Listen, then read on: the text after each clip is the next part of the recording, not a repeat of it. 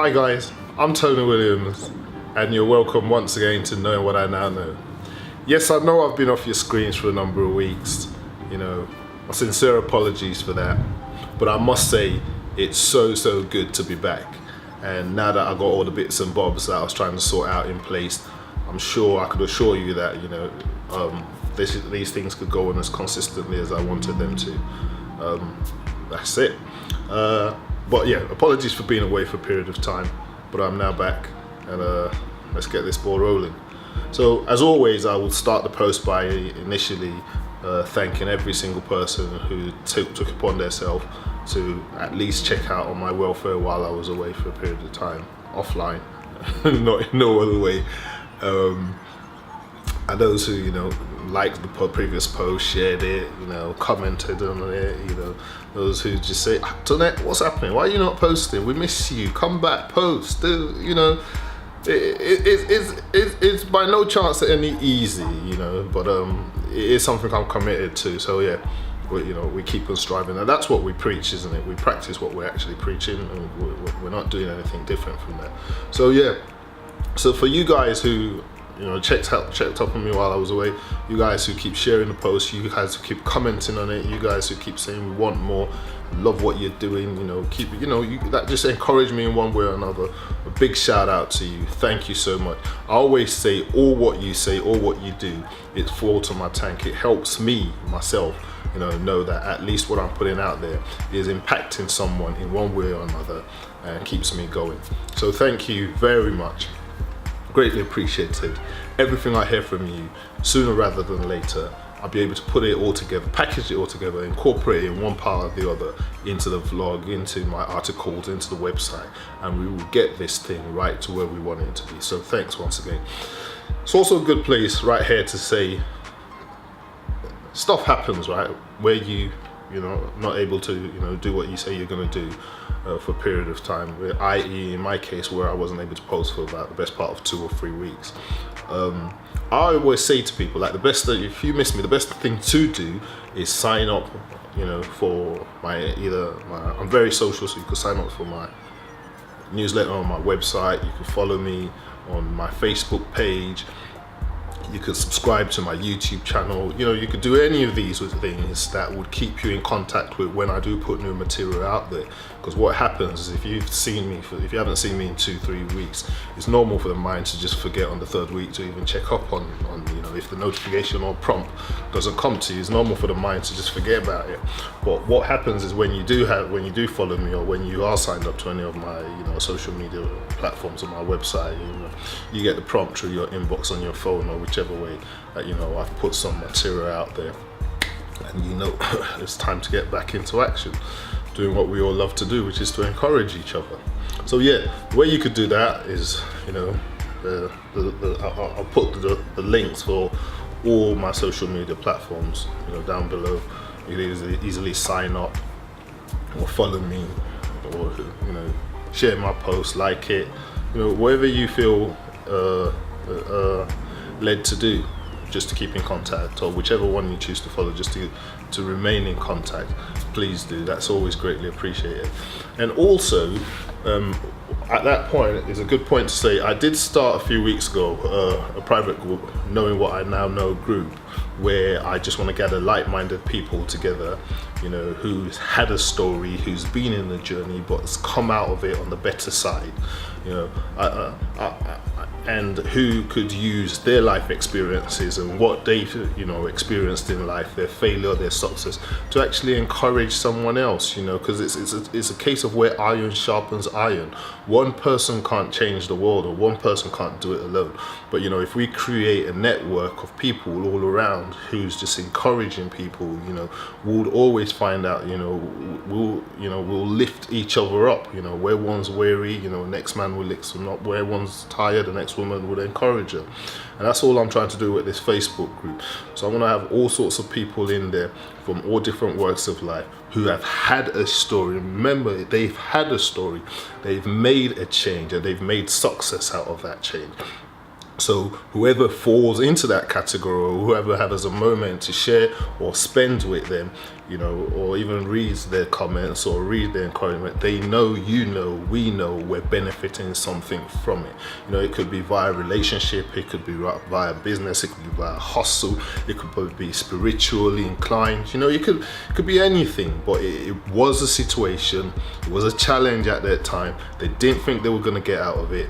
They made a change, they made a transformation, or they met some help, they changed, and they made, they're living the fruits of their change or their labor now. So that's what that group is about. As I said, it is a group where I would expect people to register or sign up for, because it's a private group.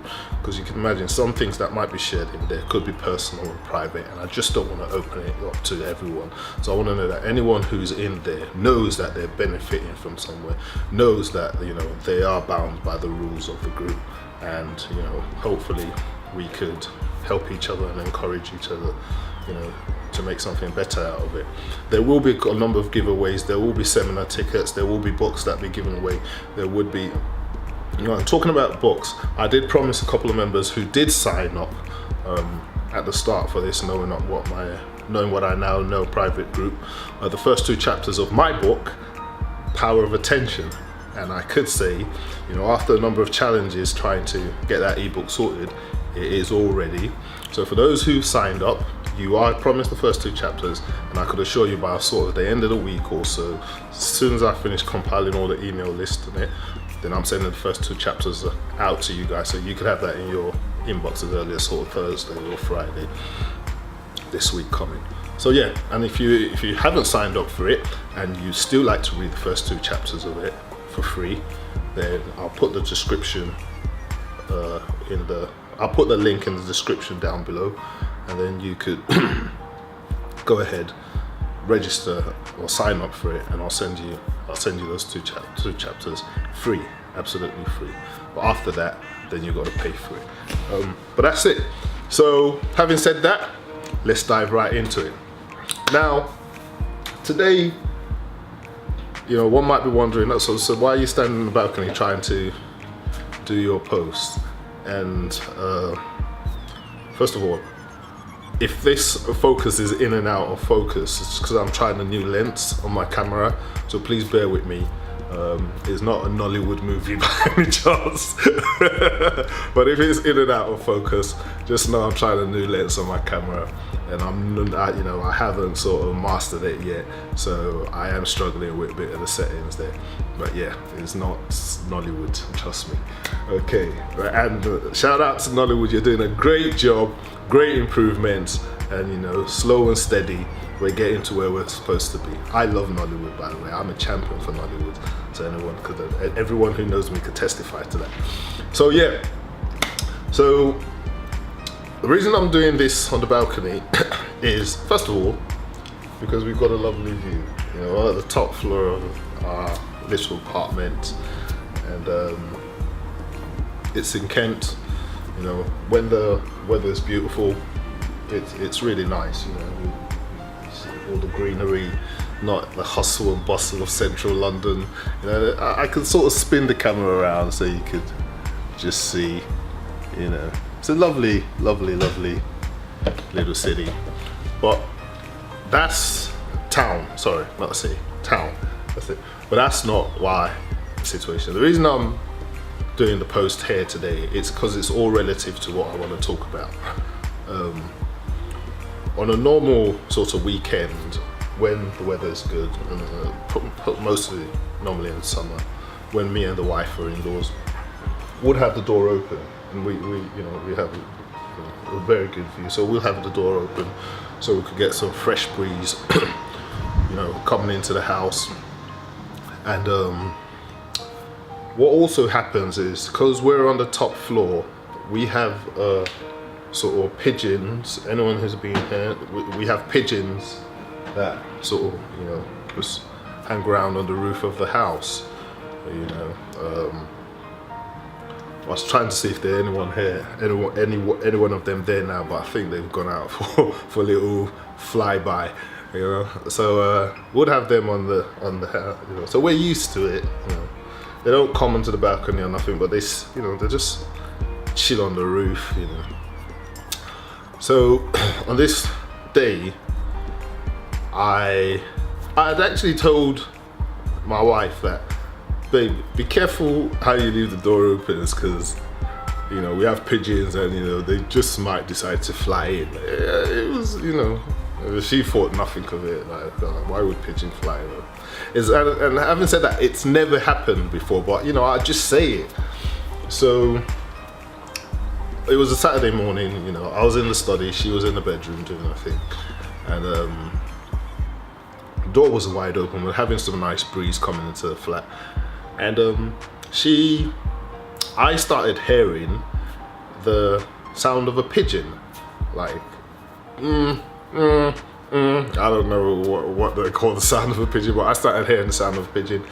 And we're so used to hearing the sound of a pigeon outside the apartment that sometimes when you just don't take no note of it. But I started hearing the sound of a pigeon inside the house. Not inside the house. I started hearing the sound of the pigeon, and as it went on for longer, the best part of sort of 5-10 minutes, you know, I thought this thing is sounding like it's coming from inside the house. You know, but I was in the study, so I sort of decided to get up and poke my head out to see where this sound is coming from. And yours truly, I had a pigeon, so that's the outside, this is the inside. I had a pigeon right in the middle of my front room, just chilling. You know, the TV was on, he sat down, you know, like literally sat comfortably, and he was doing I was like, pigeon inside. Which village did they send you from Nigeria? You find us come and lie here, you're getting. But at first I was scared, you know, because a pigeon inside the house, it's never happened. You know, what are you doing here? Sitting there calling like, hello, who's there? Hello, who's there? So you know, the way I sort of screamed or shouted, my wife got a little bit, you know, scared. She came out, she saw a pigeon, she ran back in like, it's not me you're after today, wherever they send you from, in the name of Jesus. You know, but jokes apart, I was actually scared, and the pigeon just stood there or sat there like I was like, nah, it's not me, mate. It's not me. It wasn't me. It was Shaggy. So anyhow, she's like, I'm like, we gotta get this pigeon out. I first of all like, but I told you not to put the door open. You know as men do, we blame it on the wife straight away. I was like, well, she's like, no, you left it open. I was like, no, I didn't. And the pigeon was like, well, you better get me out of it. So I decided to brave myself. There's a pigeon in the house. I'm the man of the house after all. I've got to do what I have to do. And instantly, you know, we're Nigerians, so instantly I thought, how am I going to get this pigeon out? Normally in Nigeria, we'll just go shoo, shoo, shoo. So I thought, or, you know, in the past, we could lay corns, grains of corns. We will put it down, individual grains of corns, and we'll make a line. We could make a line from here to the gate, and in this time that applies to hens or chickens, they call it. And they will peck on it, pecking it, just keep pecking at it, not knowing where the trail of corn is leading them to. And eventually when they peck on the trail of corn to where it leads them to, they become pepper soup. Because we just lead them into a corner, throw a bucket over them, and you got chicken soup right there. So, but we had no intentions of doing that. Our intentions was trying to get this pigeon out of the house. So I decided to say, well, the best thing to do is do a shoo move. So I came close to the pigeon and I went shoo, shoo. And the minute I did that, the pigeon obviously got scared, it just flew up. And if you could see the corner there, that's a top to bottom window that just curves round. And I've got one on that side as well. And then I've got this big open door which leads out, which is apparently where the pigeon came back in, or flew in. But instead of the pigeon flying straight out through here, it flew to the corner there. Started banging its head against the window, because that's obviously a window, but obviously it's a glass window, so you can see outside. Automatically thinking you're going outside, but obviously humans know it's a glass pigeon. For it was an exit. So it's like banging its head in there. I'm starting to say, shit, excuse my word, how am I gonna get this pigeon out of this place? I'm trying not to go around or to it or close to it, because I know pigeons are dirty. I don't even want to touch it. I'm trying my best not to even go close to it. I'm going shoo, it's flying up, it's banging its head against the window, and nothing's happening. It can't release itself, it can't exit. I'm thinking, pigeon in the house, where is it from? Wife is thinking, Tony, you need to get this pigeon out. I'm thinking, it's only me now, calm down. I'm trying my best. So the pigeon just kept, jumping up for the best part of 20 minutes. This was happening. Pigeon kept banging, and it would fly from there to this side, fly past the exit and fly to that side and do the same thing. And I think to myself, wow, this is definitely a long haul for me to, this is definitely going to be a long haul and something difficult for me to deal with. But eventually I thought to myself, well, I've got to get this pigeon out. So I went to look for something like a shield. I can't even remember, because obviously it was trapped in a corner, banging its head against the glass, just exerting its energy there. It would fly up and bang its head against the glass. It would fly up, just thinking, that place is where I have to exit from. I'm thinking to myself, but if you just chill and you look to this side, you can see, you've got two eyes here, ain't it? So if you just look this side, you'll be able to see an exit. But no, this pigeon just want to do stronger that this place that is glass, that you've banged your head on, all your feathers are falling off on the floor, and you still can't get out. But that's where you want to go out from. And I thought to myself, well, help has got to come your way somehow. And if I have to brave myself to give you this help, I am, because you're not dying in here. So I went to find some form of shield, and I was moving closely, saying my psalms closely, that if it's true they send you, I will send you back to your sender.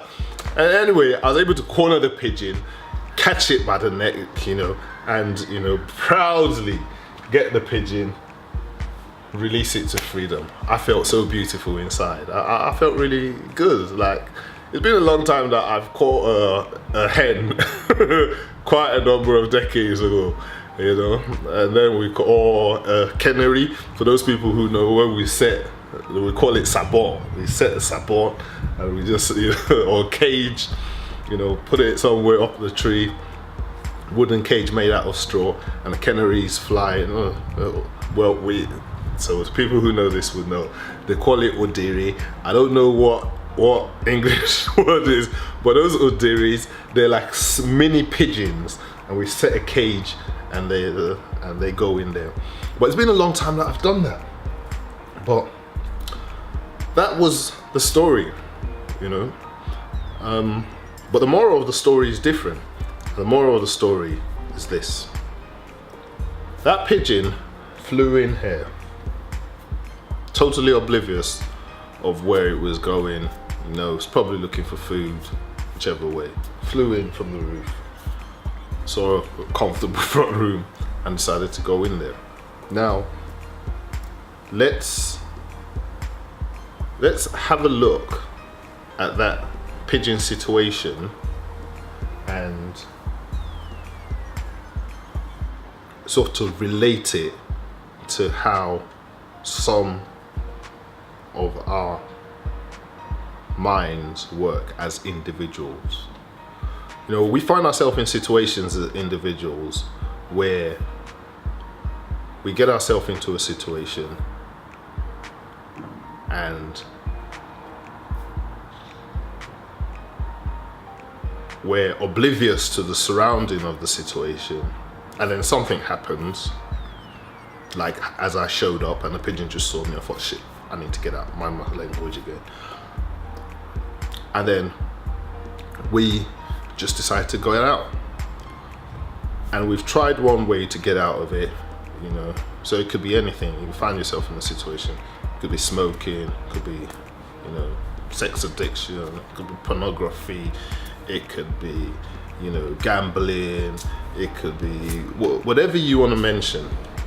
And you find yourself in that situation, you know in the heart of hearts you need to get out from this thing, because this thing is not working, this thing is not creating value to your life, this thing is not impacting you, but you stick to this same thing regardless of, you know, what the situation is. You're saying to yourself, let me just do one last one, maybe this is going to be my breakthrough, let me just do this, you know, let me just do it one more time, let me just carry on for, you know, just one more minute, let me just stay in this relationship, this abusive relationship, just one more week longer, let me just, you know, let me just gamble, you know, this money, just, you know, let me just do it one more time. And you're banging your head against this wall. You know, clearly you could see that there's an exit for you. See, that's the most important thing. You see there's an exit for you, or we see that there's an exit for us. But the fact is, the exit is not through that same way you came in. You know, sometimes all it takes is to shift our focus, you know, shift our minds, like just look to the left or look to the right. And there's just a more easier access, a big wide open access that you probably have been oblivious to, because you've been stuck in thinking in one way. You've been stuck in a narrow-minded way. You know, you have that mentality, get rich here or try dying. It's not get rich here or try dying. You know, yes, by all means, try and get rich, but don't die trying to get rich. Because when you die trying to get rich, who's going to spend the riches? You know, nobody's going to spend the riches apart from probably some of your haters. You know, some people who you would never borrow £10 to, they will now start spending the riches.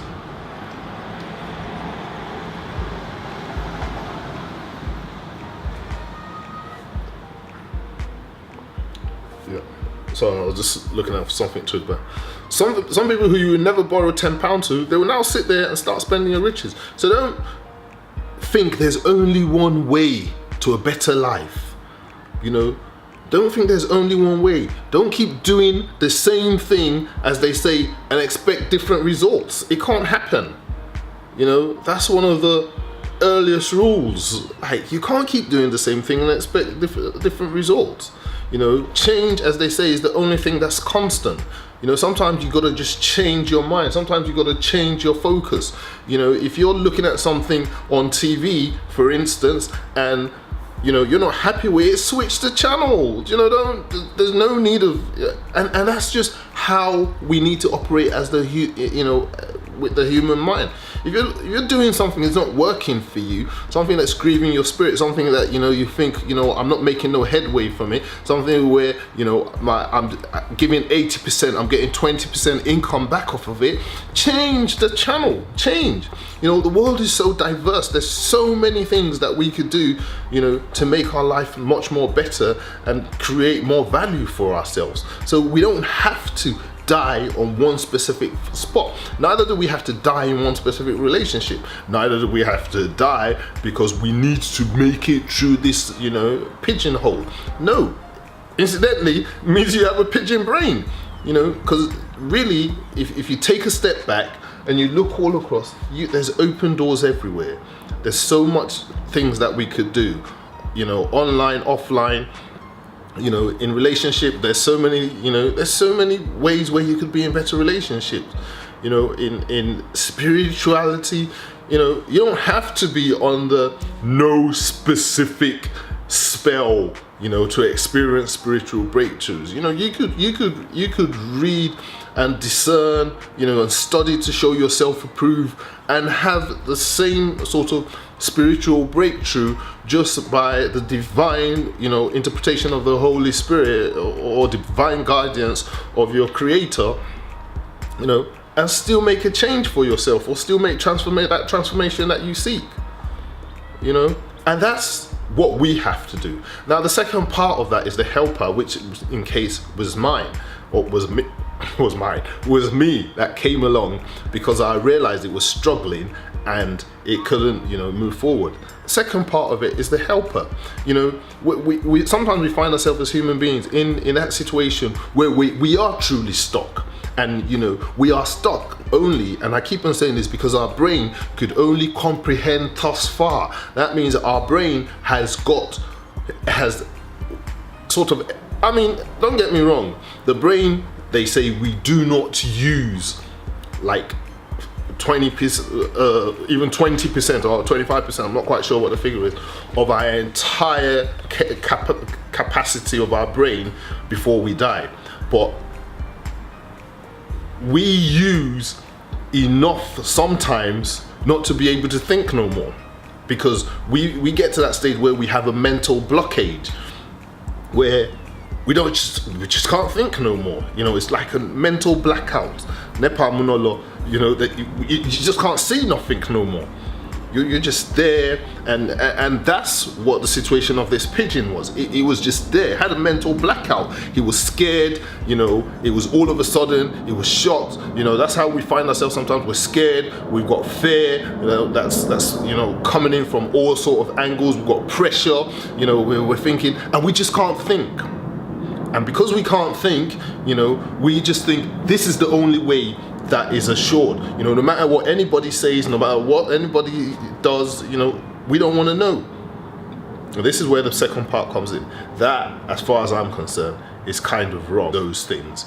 There's so many things that we could do that we could open ourselves up that are a form of help for us. We could open ourselves up to books, we can open ourselves up to life coaches, we can open ourselves up to family, to trusted persons, to people who we can confide in.